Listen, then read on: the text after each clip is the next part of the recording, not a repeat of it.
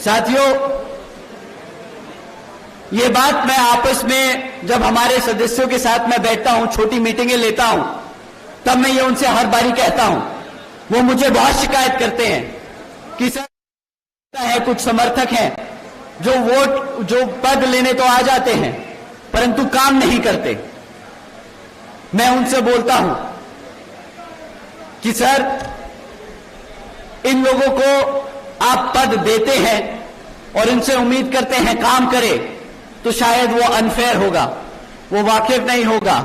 आपको उनको पद देने के साथ साथ समझाना होगा कि ये जिस मूवमेंट में उन्होंने पद लिया है, उस मूवमेंट के लिए कितना संघर्ष किया हमारे आदरणीय बहन जी ने, मान्यवर साहब ने, बाबा साहब डॉक्टर भीमराव अंबेडकर जी ने, और कितना मेहनत हमारा कार्यकर्ता करता है।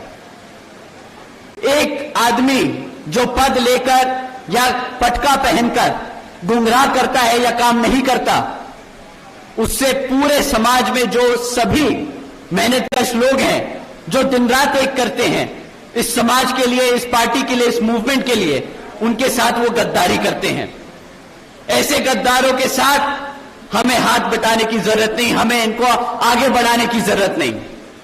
तो हम इनको आगे से इग्नोर करके चलेंगे। साथियों, मैं अपना भाषण दोबारा रिज्यूम करता हूं। मैं कह रहा था कि यहां पर राज्य सरकारों को यह ताकत दे दी इस जजमेंट ने कि वो अपनी मर्जी से किसी भी SC ST जाति में से आरक्षण का लाभ देना चाहे वो दे सकती हैं। किसी भी SC ST जाति से लाभ छीनना चाहती हैं आरक्षण का, तो वो छीन भी सकती हैं। साथियों,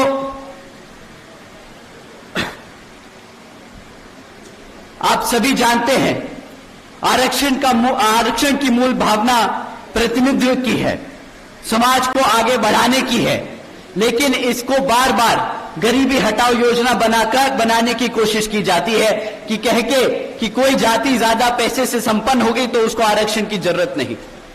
साथियों, भाजपा और कांग्रेस ने ये सोची समझी साजिश के तहत जजमेंट पास कराकर देश से आरक्षण खत्म करने के लिए ये पहला कदम उठाया है। आदरणीय बहन जी ने इस फैसले पर सवाल उठाया है और पूछा है कि क्या जिन्हें आरक्षण का लाभ मिला है, क्या उनकी सामाजिक स्थिति बहुत बेहतर हो गई है? क्या उनके साथ आज भेदभाव खत्म हो गया है?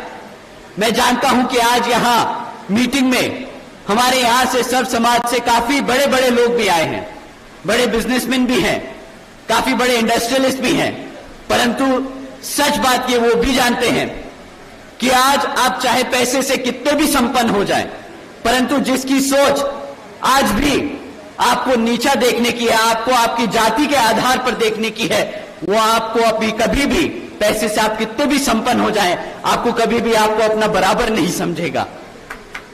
साथियों, जब तक हम ये सोच खत्म नहीं कर देते लोगों से कि हर जाति बिरादरी, हर धर्म बराबर है, तब तक हमें आरक्षण की जरूरत है, तब तक हम ये लड़ाई लड़ते रहेंगे। साथियों, SC समाज को बांटने की ये पहली शुरुआत है, पहला कदम है SC समाज को बांटने के लिए। ये SC समाज की आजादी छीनने का शुरुआत की गई है, ये संविधान को बदलने की शुरुआत है। संविधान बचाने के नाम पर भाजपा और कांग्रेस मिलकर संविधान को बदलने का काम कर रहे हैं। आदरणीय बहन जी ने कहा है कि अगर यहां भाजपा के NDA और कांग्रेस की इंडिया अलायंस वाली पार्टियां, जिसमें सपा, आम आदमी पार्टी जैसी पार्टियां शामिल हैं, ये लोग अगर हमारे SC ST समाज के आरक्षण के सच में हितैषी हैं, तो ये सब मिलकर पार्लियामेंट के जरिए रिजर्वेशन एक्ट को संविधान की 9वीं सूची में डालकर इसको हमेशा हमेशा के लिए सुरक्षित कर दें, ताकि रिजर्वेशन के साथ कोई भी छेड़खानी ना कर सके। साथियों, लेकिन ये बिल्कुल भी बहन जी की मांग है, और इतना ही नहीं बल्कि बहन जी ने यह भी मांग की है कि जिस तरीके से ये जजमेंट पास किया गया है, आगे ऐसे जजमेंट पास ना हो, तो बहन जी की यह भी मांग है कि जुडिशरी में भी रिजर्वेशन लागू होना चाहिए, ताकि भविष्य में भी इस तरह के जजमेंट जो हमारे रिजर्वेशन के साथ खिलवाड़ करे, वो कभी भी पास ना हो पाए। साथियों, कांग्रेस पार्टी की ओर से उनके राष्ट्रीय अध्यक्ष श्री खारगे जी ने प्रेस कॉन्फ्रेंस कर ये कहा था कि आरक्षण तो पंडित नेहरू जी और गांधी जी की देन है। पहली बात, राहुल गांधी जी कहां थे वोट मांगने के लिए? तो वो खुद संविधान की किताब दिखाकर वोट मांगते फिरे पूरे देश भर, परंतु जब संविधान के खिलाफ ऐसे जजमेंट पास हो रहे हैं तो वो पूरे मीडिया से गायब हो गए। किसी भी मंच पर आकर उन्होंने अपना स्टैंड क्लियर नहीं किया, जबकि गांधी जी का कुछ ही समय में पोल खुल गया। वो विदेश में जाकर बोलते हैं कि जब हमारा अच्छा समय आएगा तो हम संविधान से आरक्षण बिल्कुल खत्म कर देंगे। साथियों, बताइए, जो लोग कांग्रेस वाले लोग किताब लेकर घूम रहे थे कि हम संविधान बचाएंगे, हमारे एससी एसटी समाज को गुमराह पूछते फिर रहे थे कि हम आपके हकों के लिए लड़ेंगे, पहला मौका मिलते ही, सरकार को बने 6 महीने नहीं हुए, पहला मौका मिलते ही इन्होंने ऐसा जजमेंट पास होने दिया जिससे हमारा एससी एसटी का रिजर्वेशन खतरे में आ गया। और अब जब रिजर्वेशन खतरे में आ गया तो इनके असली रंग रूप सामने आने लगे हैं। कहने लगे कि हम तो संविधान से आरक्षण ही खत्म कर देंगे। यहां पे कितने हमारे एससी एसटी समाज के साथी लोग मौजूद हैं हॉल में? हाथ उठाकर आप लोग बताइए, आप ही बताइए मुझे कि आप लोगों को बोला नहीं था इन्होंने कि आपके हकों के लिए, आपके आरक्षण के लिए लड़ेंगे? बताइए साथियों, हाँ या ना? वही आदमी आज विदेश में जाकर आपके खिलाफ बोल रहा है। बताइए, धोखा किया कि नहीं किया? अब आप ही बताइए, क्या आप ऐसे धोखेबाज को सत्ता में आने देंगे? आने देंगे? उसको प्रदेश में घुसने देंगे? अगली बारी वो कदम रखने की कोशिश करे आपके जिले में, खदेड़ के बाहर फेंक देना, बता देना विरोधी कौन है, गद्दार कौन है यहां पर।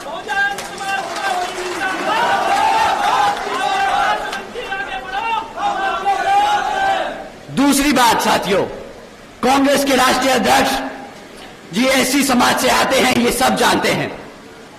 वो अगर बाबा साहब के संघर्षों को नजरअंदाज कर ये कहते हैं कि भाई ये तो पंडित नेहरू जी और गांधी जी की देन है आरक्षण, वो हमारे एससी समाज को गुमराह करने का काम कर रहे हैं, बांटने का काम कर रहे हैं। तो साथियों, ऐसे लोगों से भी हमें मान्यवर साहब ने ऐसे ही लोगों से मान्यवर साहब श्री काशीराम जी ने हमें इनसे संभल कर रहने को कहा था।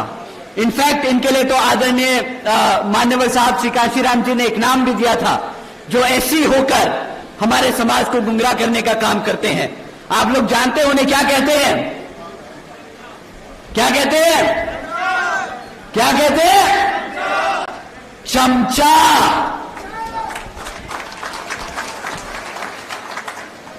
कांग्रेस के राष्ट्रीय अध्यक्ष एक एससी समाज से आकर अगर बाबा साहब के काम को, संघर्ष को नजरअंदाज करते हैं तो वो कांग्रेस के क्या हुए? साथियों, ऐसे लोगों के लिए आज मान्यवर साहब श्री काशीराम जी ने किताब भी लिखी थी, चमचा युग। आप लोगों से दरखास्त है कि वो किताब जरूर पढ़िएगा, ऐसे लोगों से सावधान रहिएगा। तीसरी बात, पंडित नेहरू जी और गांधी जी, आरक्षण तो दूर की बात है, वो दलितों के इतने विरोधी थे कि जब संविधान कमेटी के सदस्य चुने जा रहे थे तो बाबा साहब जी जिस लोकसभा से संसद में जाने वाले थे, तो वो पंडित नेहरू और गांधी जी ने वो कॉन्स्टिट्यूएंसी को ही पाकिस्तान का हिस्सा बनाकर उन्हें पाकिस्तान की संविधान कमेटी में भेजने का काम करा था। साथियों, जिन लोगों से बाबा साहब नहीं बर्दाश्त हुए, आप लोगों को लगता है कि बाबा साहब का दिया हुआ आरक्षण उन्हें बर्दाश्त होगा? आप लोगों को लगता है कि वो लोग आपके आरक्षण को बर्दाश्त कर पाएंगे? साथियों, ये बात आप अपने जहन में बांध लीजिए, गांव-गांव में अब प्रचार करना शुरू कर दीजिए। राहुल गांधी जी, हुड्डा जी, कांग्रेस बाबा साहब विरोधी थे, हैं और रहेंगे। राहुल गांधी जी, हुड्डा जी, कांग्रेस दलित विरोधी थे, दलित विरोधी हैं और दलित विरोधी रहेंगे।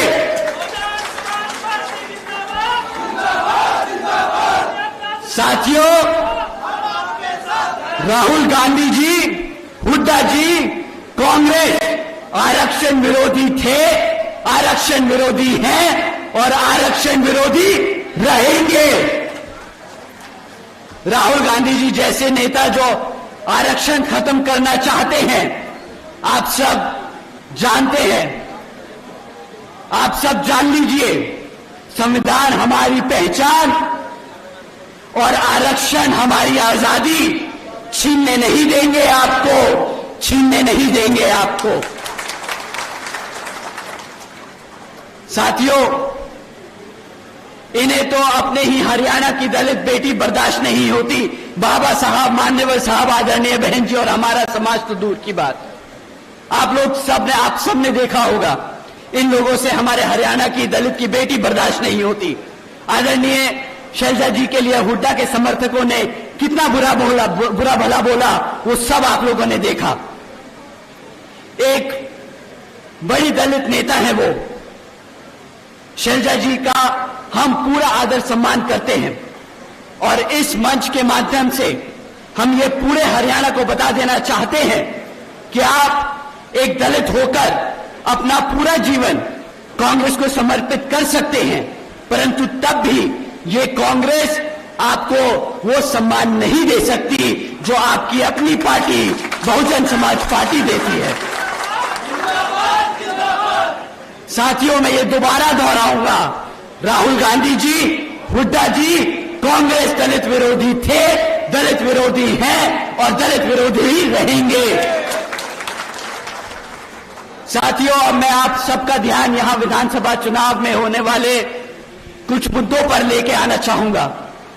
साथियों, यहां पिछले 10 सालों से हरियाणा में भाजपा की सरकार चल रही है और अब जब चुनाव हमारे सर पर है तो ये भाजपा के लोग भी आप लोगों के बीच में आकर आपसे विभिन्न तरह के वादे करेंगे, आपसे वोट मांगने का काम करेंगे, परंतु साथियों, आपको इनसे सवाल करने होंगे। कभी भी जाति और धर्म के आधार पर मत सवाल करिएगा जो सत्ता में बैठा है। इनसे आपको मैं दरखास्त करूंगा कि आप सवाल करें इनसे, आप इनसे सवाल करें शिक्षा पे, रोजगार पे और यहां पर आसमान छूती हुई महंगाई पे। साथियों, यहां आज इतनी बड़ी संख्या में हमारी माताएं बहनें बैठी हैं, हमारे बड़े बुजुर्ग बैठे हैं। मैं आप लोगों से पूछना चाहूंगा, आप लोग उन सबको जरूर से सुनिएगा, क्या मिला आपके बच्चों को शिक्षा के नाम पर? बीजेपी के सरकार के चलते हुए साथियों, पिछले 10 सालों में सरकार ने यहां पर 5000 से ज्यादा प्राइमरी स्कूल्स बंद करने का काम किया है। एक तरफ यहां पे पढ़ने लिखने की बच्चों की संख्या दिन पे दिन बढ़ती जा रही है और दूसरी तरफ यहां पर ये भाजपा वाले हमारे बच्चों के प्राइमरी स्कूल बंद कर रहे हैं। इतना ही नहीं साथियों, आज 2200 से ज्यादा सरकारी सीनियर सेकेंडरी स्कूल्स में 1000 से ज्यादा स्कूलों में प्रिंसिपल्स तक नहीं है। हमारे सीनियर स्कूल्स में, सीनियर सेकेंडरी स्कूल में अगर प्रिंसिपल नहीं होंगे तो हमारे बच्चों को पढ़ाएगा लिखाएगा कौन? इतना ही नहीं, बल्कि 2017 से हमारे एससी एसटी ओबीसी समाज के छात्रों की जो स्कॉलरशिप का पैसा था जो सरकार से मिलता है, वो भी इन लोगों ने हमारे बच्चों को नहीं दिया। साथियों, जब आपके बच्चों के स्कूल बंद कर दिए जाएंगे, जब आपके बच्चों के स्कूलों में शिक्षकों को भर्ती नहीं किया जाएगा, उनके स्कॉलरशिप का पैसा रोका जाएगा, तो आप ही बताइए क्या आपके बच्चों के भविष्य से ये खिलवाड़ होगा कि नहीं? बताइए, आपके बच्चों का भविष्य खतरे में डाला कि नहीं? यहां मेरे सभी युवा साथी हैं, आप बताइए कि आपकी पढ़ाई से खिलवाड़ किया कि नहीं? अरे अगर पढ़ाई से खिलवाड़ किया तो जरा बताओ चंडीगढ़ को कि खिलवाड़ किया और दोबारा नहीं दोहराने देंगे। यहां पर दर्शन लाल खेड़ा को जिताकर विधानसभा में भेजने का काम करेंगे, वो यहां पे आपके बच्चों की शिक्षा के लिए काम करेंगे। साथियों, पिछले 10 सालों में यहां पर मिला है तो सिर्फ क्या, आपके बच्चों को पढ़ाई के नाम पर यहां पे पेपर लीकों की खबरें सुनने को मिली, बस और कुछ नहीं मिला है।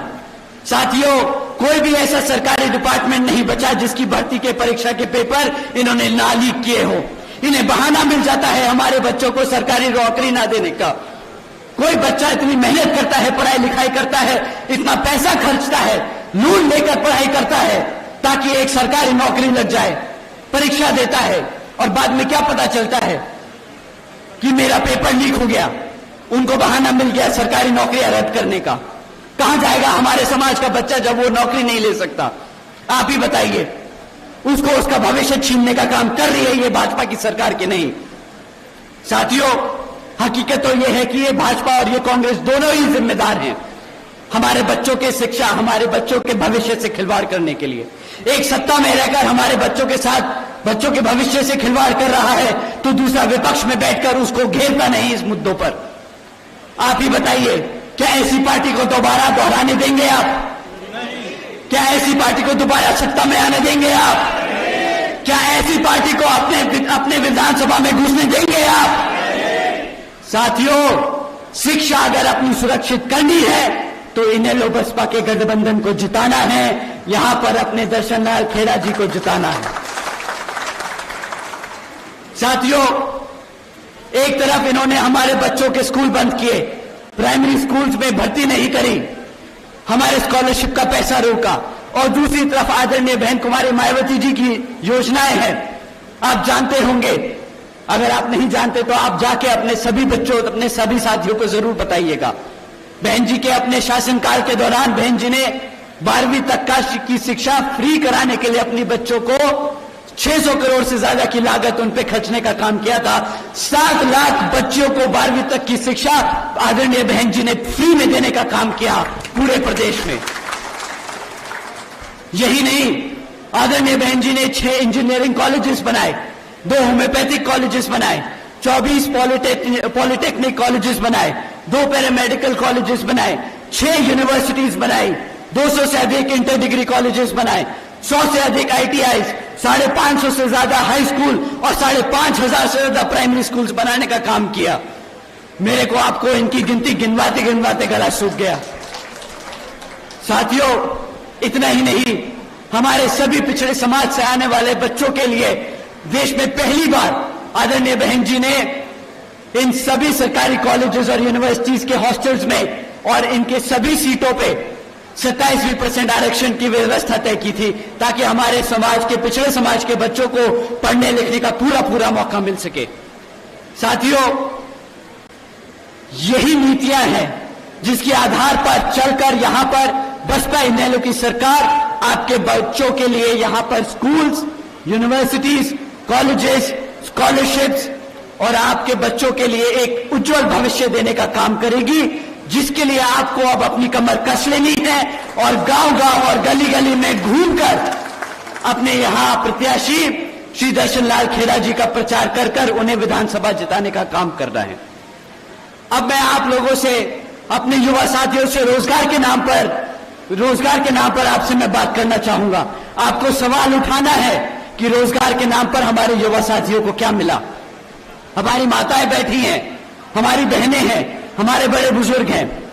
आपके सबके घर में कम से कम एक युवा होगा जो बेरोजगार घूम रहा है, बेचारा पढ़ाई लिखाई करता है। आपने अपनी मेहनत से इतना कमा दमा के लोन लेना के उस बच्चे को पढ़ाया, किस लिए? कि वो रोज किसी दिन नौकरी करेगा तो हमारा भी समाज में सर गर्व से फख्र से ऊपर होगा कि मेरा बच्चा भी खुद कमाता है, अपने घर में मेरी माता, मेरी बहन के लिए मैं अपने पिताजी का नाम रोशन करता है। परंतु हकीकत यह है कि पिछले 10 सालों में साथियों 40% युवा आज बेरोजगार घूम रहा है। पिछले 10 साल में यहां पर 2 लाख से ज्यादा सरकारी पद खाली छोड़ दिए गए। आप जानते हैं क्यों? यहां पर सरकार अगर चाह के भी 2 लाख सरकारी खाली पद हैं तो वो नहीं भरती। हमारे 40% युवा बेरोजगार घूम रहे हैं, उन्हें 2 लाख नौकरियां देना चुटकी का काम है, चुटकी का काम है, परंतु वो नौकरी नहीं देती, क्योंकि अगर इन्होंने 2 लाख पद भर दिए तो इन्हें उन 2 लाख पदों पे, सरकारी पदों पे आरक्षण भी देना पड़ेगा। हमारा पिछड़े समाज से साथियों को रोजगार देना पड़ेगा, हमारे मुसलमान समाज को उन्हें रोजगार देना पड़ेगा, हमारे विभिन्न माइनॉरिटीज ग्रुप को उनको भी रोजगार देना पड़ेगा।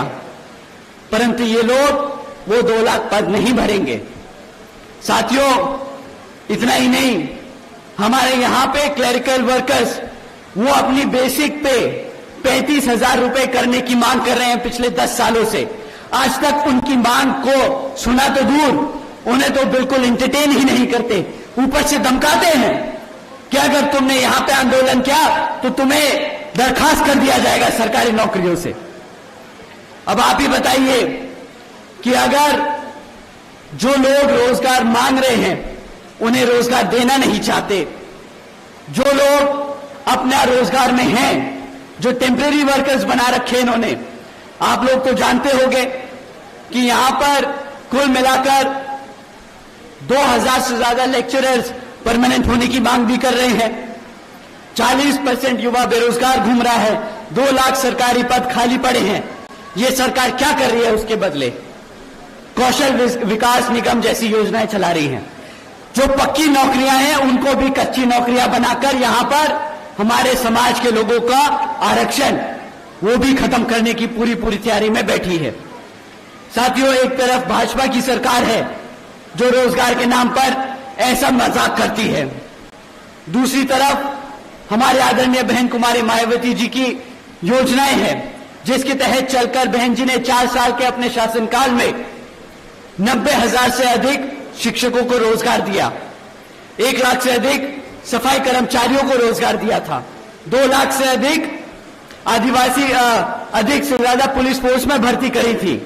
और हमारे यहां पर शहरी सारी अपर कास्ट समाज के साथी लोग बैठे हैं, पंजाब कम्युनिटी से हैं, बनिया कम्युनिटी से हैं। आप सबको जानकर रहनारी होगी साथियों कि आदरणीय बहन जी ने 30 लाख से अधिक हमारे अपर कास्ट समाज के कमजोर लोगों के विभिन्न साथियों को सरकारी नौकरी देने का काम किया था। 30 लाख से ज्यादा नौकरियां हमारे अपर कास्ट समाज के भाइयों बहनों को मिली। इतना ही नहीं, बल्कि बहन जी के शासनकाल के दौरान बसपा की सरकार ने कृषि एवं संबंधित कार्यों में मिनिमम वेज को 55 रुपए से बढ़ाकर 100 रुपए प्रतिदिन करने का काम किया था। अन्य पिछड़े वर्गों की वार्षिक आय की क्रीमी लेयर की वार्षिक आय को बढ़ाकर 3 लाख रुपए से बढ़ाकर 5 लाख रुपए बढ़ाने का काम किया था। साथियों, इतना ही नहीं, हमारे किसान भाइयों के लिए रातों रात गन्ना खरीदी के दाम दुगने कर दिए थे। साथियों, बहन जी के गवर्नेंस मॉडल के तहत चलकर ही बसपा की सरकार ने प्रदेश के सभी समाज के लोगों को अपने पैरों पर खड़ा करने का काम किया था, सम्मान से जीने का अधिकार दिलाया था। साथियों, और अब साथियों, अगर हम महंगाई की बात करें तो इस सरकार के बारे में मेरे पास बोलने के लिए सिर्फ एक ही चीज है। ये सरकार आप लोगों के बीच में आती है और बड़े गर्व से बोलती है कि हमने 80 करोड़ जनता को मुफ्त में राशन दिया है। केंद्र और हरियाणा की भाजपा सरकार बड़े जोर से बोलती है कि इनके मंत्री लोग आपके लोगों के बीच में आकर बोलते हैं कि सरकार ने 80 करोड़ से ज्यादा देशवासियों को मुफ्त में राशन देने का काम किया है, परंतु ये समझते नहीं कि अगर इन्होंने 80 करोड़ से ज्यादा जनता को मुफ्त में राशन देने का काम किया तो इन 80 करोड़ जनता को मुफ्त में राशन देने की जरूरत क्यों पड़ी? ये लोग सीधा सीधा कह रहे हैं कि आज भारत की 80 करोड़ जनता गरीबी रेखा से नीचे है, जो अपने आप कमाकर खा नहीं सकती। इन्होंने 2014 में वादा किया था कि सालाना 2 करोड़ नौकरियां देंगे। अगर ये वो वादा पूरा करते तो आज हमारे टैक्स पेयर्स का 2 लाख करोड़ रुपया इन 80 करोड़ जनता को मुफ्त में राशन देने के लिए नहीं खर्चा जाता। इस 2 लाख करोड़ रुपए जो आपका टैक्स का पैसा है, वो सरकार यहां पर नई नौकरियां पैदा करने के लिए वो लगा पाती। तो ये लोग जो बड़े गर्व से बोलते हैं कि हमने मुफ्त में राशन दिया, हमारे गरीब लोगों के, हमारे लोगों से रोजगार छीनने का काम किया है, 80 करोड़ जनता को गरीबी में ढकेलने का काम किया है, हमारे मेहनत कर टैक्स के पेयर्स का पैसा इन्होंने मिसयूज किया है। साथियों, ऐसे लोगों को आप क्या सत्ता में दोबारा लाना चाहेंगे? नहीं। आप लोग ऐसे लोगों को सत्ता में लाना चाहेंगे? नहीं। तो साथियों, समय आ गया है यहां पर अपनी बसपा और इनेलो की सरकार को बनाने का। एक तरफ भाजपा और कांग्रेस आप लोगों को गुलाम बनाना चाहती है, बेरोजगार रखना चाहती है, अनपढ़ रखना चाहती है। दूसरी तरफ बसपा इनेलो का गठबंधन की सरकार आपको अपने पैरों पर पढ़ा लिखा खड़ा कर, रोजगार देकर एक काबिल व्यक्ति बनाकर इस समाज का एक बहुत महत्वपूर्ण हिस्सा बनाना चाहती है। साथियों, इन्हीं कुछ जरूरी बातों के साथ ही आप सभी लोगों से मेरे व खासकर आदरणीय बहन कुमारी मायावती जी की भी ये विशेष अपील है कि इस विधानसभा चुनाव में आप सभी हर मोर्चे पे सावधान रहे। आप लोगों का वोट बहुत कीमती है। आपका वोट कोई खरीद ना पाए, आपका वोट कोई लूट ना पाए, आपका वोट कोई पढ़ने से रह ना जाए। जाति, बिरादरी, धर्म, बल, मंदिर, मस्जिद या किसी भी भावना आदि के नाम पर कोई स्वार्थी आपको अपने जाल में फंसाकर आपके वोट का दुरुपयोग ना कर ले, क्योंकि देश के हर महिला, पुरुष व युवा को वोट डालने का अधिकार यह महत्वपूर्ण बाबा साहब डॉक्टर भीमराव अंबेडकर जी की महत्वपूर्ण देन है। मैं आप सभी से ये खास तौर अपील करता हूं कि आप लोग यहां विधानसभा जगाधरी से बसपा के उम्मीदवार श्री दर्शन लाल खेड़ा जी को, चुनाव में लड़ रहे दर्शन लाल खेड़ा जी को यहां पर वोटिंग मशीन पर हाथी का चुनाव चिन्ह वाले सामने वाला बटन दबाकर भारी मतों से जिताकर विधानसभा भेजने का काम करें। साथियों, कमर कसने का समय आ गया है। साथियों, सत्ता छीनने का समय आ गया है। साथियों, आपका शासक बनने का समय आ गया है। जय भीम, जय भारत।